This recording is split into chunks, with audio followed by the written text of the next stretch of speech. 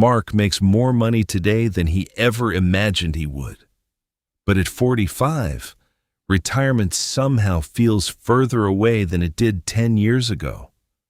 Not because he lost everything, not because he made one terrible decision, and not because he is irresponsible. His income increased, his life improved, his bills got paid, but his freedom never seemed to grow with it. Every year, the number in his retirement account rises a little, and every year, the cost of the life he would need to maintain rises with it. That is the contradiction many middle-class adults quietly live with. They make good money, they look financially stable, but the idea of eventually stopping work still feels almost impossible. So where's the disconnect? Why can someone earn more than ever and still feel completely unprepared for retirement? The answer is not just hidden in how much they saved, it is hidden in the life their income slowly created. Mark earns $110,000 a year. After taxes, health insurance, and payroll deductions, roughly $6,500 reaches the household each month. On paper, that should be enough to feel secure. Mark and his wife live in a comfortable suburban home. Their mortgage is $2,150. The family SUV costs us $620 a month. Car insurance adds another $190. Groceries average $900. Utilities, internet, and phone service cost around $550. There are streaming services, cloud storage, delivery memberships, and a gym subscription. Another $180. Then there are the expenses that never look permanent when they begin. The upgraded phone, the lawn service they started using during a busy summer, the children's activities, the storage unit they plan to keep for only 3 months, a few dinners out, home repairs, birthday gifts, a weekend trip. Nothing looks outrageous by itself. Mark is not buying sports cars. He is not flying first class. He is not spending thousands of dollars at casinos. He is simply maintaining a normal, comfortable, middle-class life. At the end of most months, the bills are paid, but only a small amount remains truly available. Mark contributes to retirement through work. He occasionally saves extra. Yet he constantly feels that it is not enough. And when he uses an online retirement calculator, the number it tells him he will need feels almost unreal. $1 million. Maybe more. Depending on how long he lives, what healthcare costs, and what life looks like 20 years from now. Mark closes the calculator. He tells himself he will increase his contribution after the next raise. But Mark has told himself that before. 3 years earlier, Mark received a promotion. His annual income increased by $14,000. For a few days, he felt as if the pressure had finally lifted. He imagined saving more, paying off the car faster, taking retirement seriously. But within a year, almost none of the additional income was creating additional freedom. The family replaced an aging vehicle. They renovated a bathroom that had bothered them for years. They started ordering food more often because both adults were working longer hours. Their insurance increased. Property taxes rose. A few subscriptions appeared. And the more demanding job created new convenience expenses. Mark did not consciously decide to spend his raise. His life simply reorganized itself around the higher income. This is one of the most invisible financial changes a person can experience. A raise arrives as possibility. Then, gradually, it becomes infrastructure. A better car becomes the normal car. Food delivery becomes part of the weekly routine. The renovated house becomes the new baseline. The upgraded lifestyle stops feeling upgraded. It simply feels like life. And once an improvement becomes normal, giving it up feels like moving backward. Mark's income had increased, but so had the minimum amount required to feel normal. That was the first reason retirement kept moving further away. He was not only trying to save a larger number, he was building a more expensive life that his future savings would eventually need to support. Most people think of retirement as a savings problem, but for many middle-class households, it is also a lifestyle design problem. Every permanent monthly commitment does two things. It reduces the amount available to save today, and it increases the amount the household expects to need tomorrow. Consider a new $600 monthly payment. It does not only cost $600 this month, it becomes part of the standard of living the person may expect to maintain for years. This is why a good income can create a strange illusion.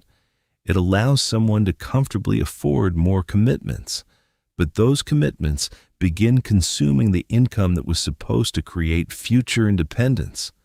The money does not disappear. It receives instructions before it arrives. Mortgage, vehicles, insurance, subscriptions, convenience, maintenance, upgrades, recurring payments. Mark thought his paycheck was funding his life, but much of it was protecting a lifestyle that had become difficult to reduce. His future was not being destroyed by one dramatic mistake. It was being quietly divided into monthly payments. Mark had always thought of himself as financially stable, and he was. He paid bills on time, he had a career, he owned a home, he had insurance, he had some savings. But stability and freedom are not the same thing. Stability means the current system works as long as the income continues. Freedom means the system can continue even when the paycheck stops. That difference is easy to ignore when work feels permanent. At 35, retirement is distant. At 40, there is still time. At 45, the distance begins to feel real. Mark started noticing that almost everything in his household depended on next month's income. The house was affordable because he was working. The cars were affordable because he was working. The children's activities, insurance, travel, and conveniences were affordable because he was working. His life appeared secure, but it required constant financial motion. The paycheck could not stop. This is why someone can have a high income and still feel trapped. The income is strong, but the life attached to it is heavy. And the heavier the lifestyle becomes, the larger the retirement target appears. The problem is not that comfort is wrong. The problem begins when every increase in comfort becomes a permanent requirement. One evening, Mark was reviewing his retirement projections again. He had expected the numbers to show him how much more he needed to earn. Instead, one question caught his attention. How much do you expect to spend each month in retirement? Mark entered a number close to what the family currently spent. Then he paused. He looked at the monthly total. The mortgage, 2 vehicles, insurance, subscriptions, maintenance, dining out, convenience expenses, everything he had gradually accepted as normal. For the first time, Mark realized that his retirement target was not being created only by his future needs. It was being created by his present lifestyle. He had spent years asking, "How can I accumulate enough money to support this life?" But he had never asked, "Does every part of this life still deserve to be supported?" That was the turning point. Mark did not suddenly cancel everything. He did not sell his home the next morning. He did not decide to live without joy for 20 years. He simply recognized that every recurring expense was making a claim on 2 versions of him. The Mark earning money today, and the older Mark who would eventually need to live without the same paycheck.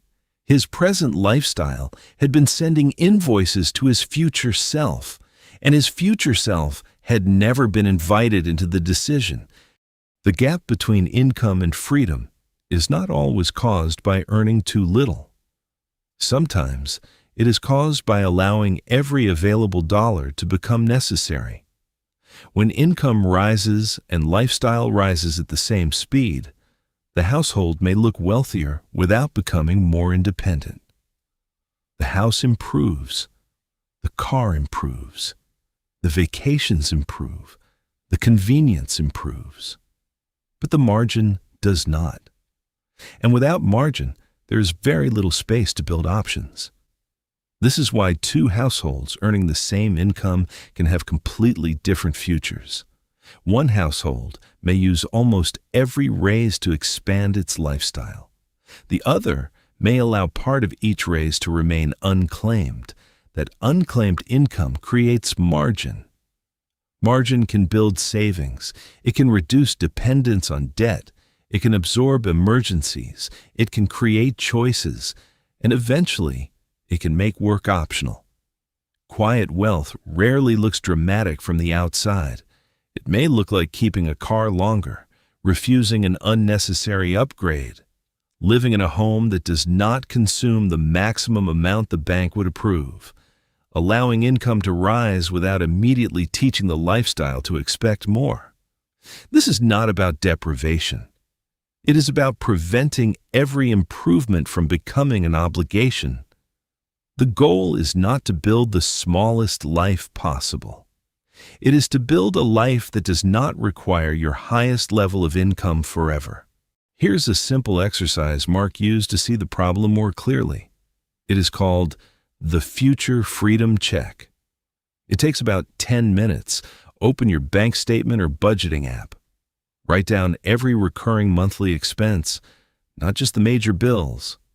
Include subscriptions, memberships, installment payments, delivery services, storage, convenience expenses, anything your life now expects automatically. Next to each expense, write one of 3 letters. N for necessary. These are costs that protect your basic life and responsibilities. V for valuable. These are not essential, but they genuinely improve your life enough to justify their cost. And A for automatic. These are expenses that continue mainly because they have become normal. Now look only at the automatic category. Do not cancel everything. Choose one expense and ask, would I willingly work longer in my life to keep paying for this? That question changes the cost. A $70 subscription is no longer just $70. A $600 car payment is no longer just $600. Each recurring expense represents a small amount of future time and flexibility. Then choose one adjustment.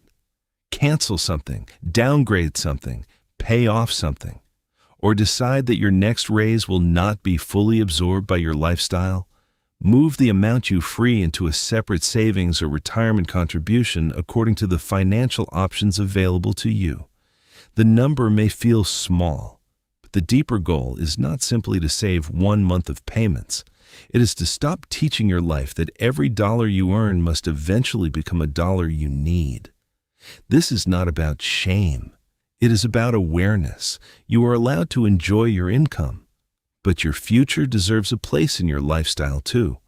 Mark still has a mortgage. He still takes his family out to dinner. He still spends money on comfort, but he no longer assumes that every affordable expense deserves a permanent place in his life. He has started measuring financial progress differently, not only by his salary, not only by the value of his home, and not only by the balance in his retirement account. He also measures how much of his income remains free, because income can make a life look successful, but margin is what makes that life flexible. And flexibility is what eventually creates freedom. This week, do the Future Freedom Check. Then tell me in the comments what your next action will be. Maybe you will cancel a recurring expense, protect part of your next raise, or simply question one cost you have been treating as permanent. And if this video helped you see your money differently, Subscribe to Invisible Money Habits for more calm, practical videos about money psychology, quiet wealth, and the invisible habits shaping your financial life.